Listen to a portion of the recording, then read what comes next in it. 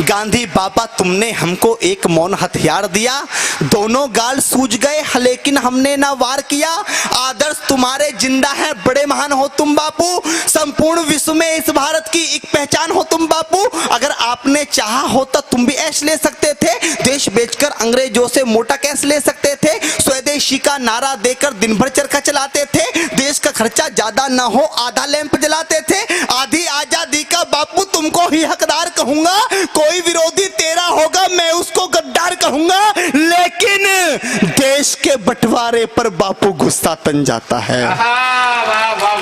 लेकिन देश के बंटवारे पर बापू गुस्सा तन जाता है, गुस्से के बदले किसी गौड़ से का मंदिर बन जाता है। अरे भारत माता की छाती पर, भारत माता की छाती पर चलता आ रहा रुका नहीं, सन 47 का बापू तुमसे बंटवारा रुका नहीं, सन 47 का बापू तुमसे बंटवारा रुका नहीं। तुमने तुमने तुमने तुमने बापू बोला था ये शाख नहीं छटने दूंगा, अरे इंच इंच कट जाऊंगा पर देश नहीं बटने दूंगा। अरे चंदा सूरज धरती अंबर, चंदा सूरज धरती अंबर सारे ही शर्मिंदा थे, जिस दिन देश बटा बापू उस दिन तुम भी जिंदा थे।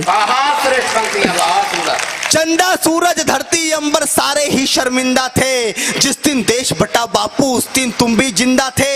वैसी दरिंदों के हाथों से महिला हुए खिलौने थे, कविताओं में क्या बतलाऊं कृत्य कितने घिनौने थे। 40 लाख मृत लोगों का जिम्मेदार किसे लिखूं, देश बांटने वालों में बोलो गद्दार किसे लिखूं। और कितनी थी आंखें जो रोते रोते पथराई थी, पूछ रही लावारिस लाशें जो कुत्तों ने खाई थी, पूछ रही लावारिस लाशें जो कुत्तों ने खाई थी। हिंदुस्तान की माटी का परिवेश अधर में छोड़ दिया। कविता की सबसे कड़वी पंक्ति से कड़वा मैंने कुछ नहीं लिखा कि हिंदुस्तान की माटी का परिवेश अधर में छोड़ दिया, बंटवारा करके भी बापू देश अधर में छोड़ दिया।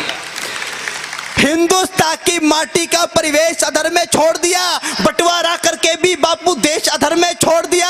अरे दो थप्पड़ के बदले में, दो थप्पड़ के बदले में एक थप्पड़ तो मारा करते, अरे बंटवारा भी करना था तो ढंग से बंटवारा करते। क्या बात है, बात